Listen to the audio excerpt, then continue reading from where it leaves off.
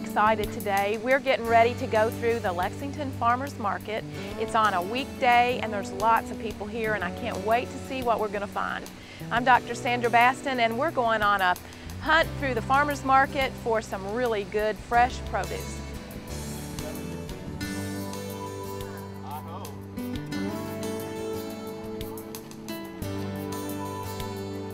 Fry it and we'll put it in some type of bread.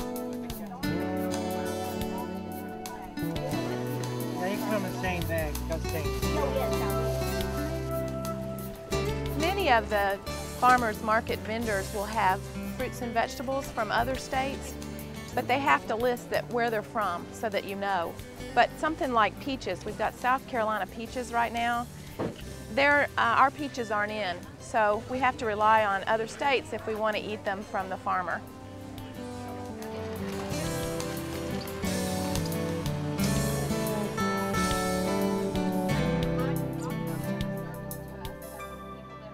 This is a fairly large farm from here in the state, and they have certified organic products. So you'll see they've got some really cute little patty pan squash, they've got some tiny baby squash, and then they've got several organic broccoli, sweet basil.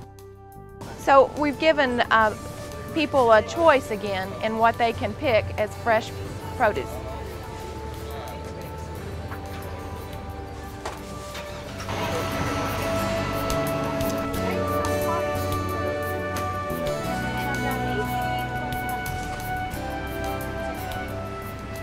The melons are in full force this week.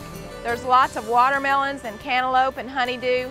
Most of them are from here, but a few of them are from neighboring states. I'm going to check and see if I can find a really good sweet one or one that smells good and maybe doesn't have any seeds.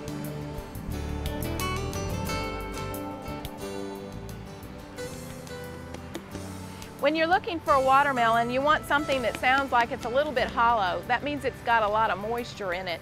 When you're looking for a cantaloupe or honeydew, however, then you want to smell the very end where it came off the plant. If it's giving off a good smell, then it's nice and ripe. It's a sun jewel. Oh, I found a really neat variety. This is kind of like a honeydew. It's an Asian variety. It's really sweet, and this farmer is trying to give a little bit of variety to the different cultures that have moved into our area.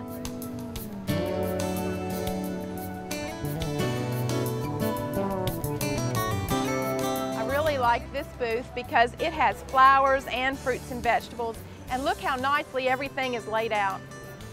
Cucumbers and zucchini and yellow squash. We've got broccoli and Roma beans and tenderettes and half runners, and there's even some red leaf lettuce. Can't wait to see what's on the other side. Last week I actually bought some patty pan squash. That's probably why I have some right.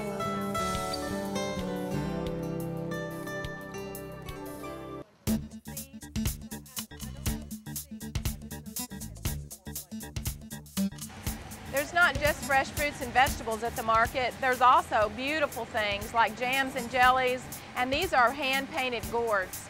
So I wanted you to see that there's lots of places and things that you can do, and these make great gifts.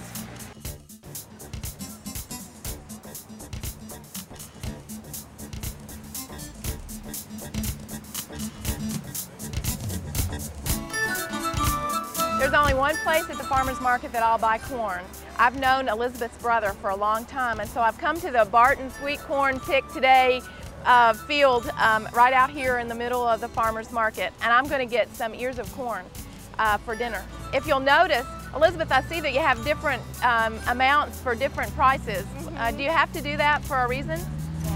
Well, we price it so that the more you buy, the less you pay, to encourage people to buy more. As you can see, we have plenty of corn to get rid of, so we encourage people to buy as much as they possibly can.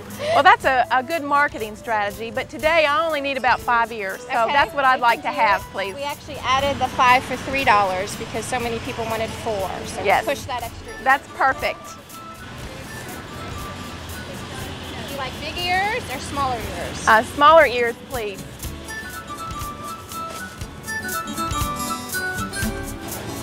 All right, 5 perfect ears. Elizabeth, how long will it take for you to sell out this whole truck full? All day. All day. Now, So if it were a Saturday, it would just take a few hours.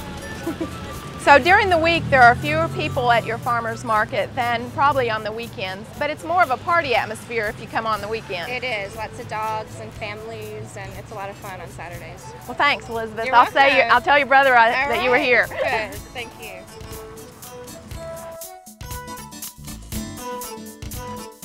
I found some good-looking herbs. Some of them are actually ornamental, but I need basil, rosemary, sage, and thyme. Do you happen to have any of those? I have lemon thyme.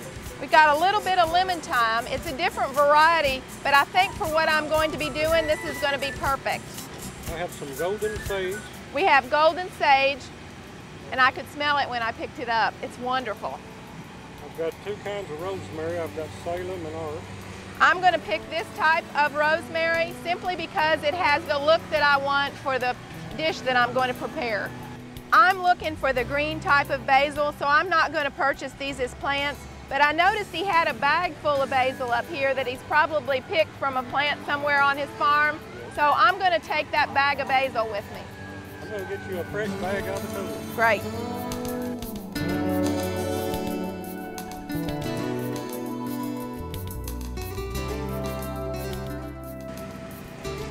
One of the dishes I'm making this week needs Swiss cheese. So I've been lucky enough to find someone who's selling cheese. And you'll also know that they've bottled their pasteurized milk.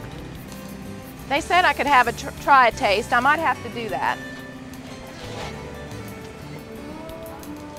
Last bottle. Yum. I feel like I'm back on the farm and have just gone out and milked the cow. He's actually pasteurized this to protect us from bacteria, but he also told us that he hadn't homogenized it, which is actually what breaks up the little bits of fat and keeps those in suspension so that when we get them at the grocery store, it's very fluid. This, he says, you have to shake. I think it's a small price to pay for such a good quality product. I think I'll have to have a bottle. Okay.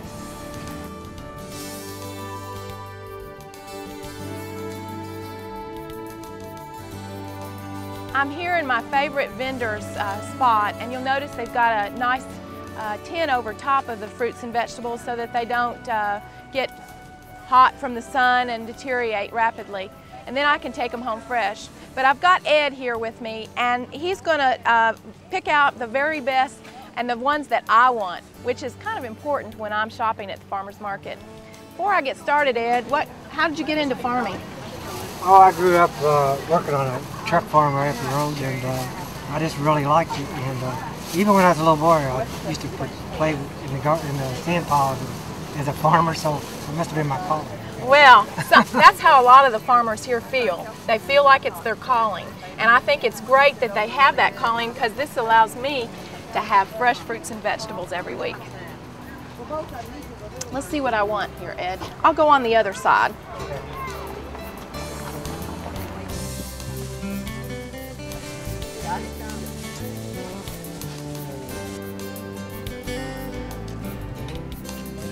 I think I'll just put some in there and be happy.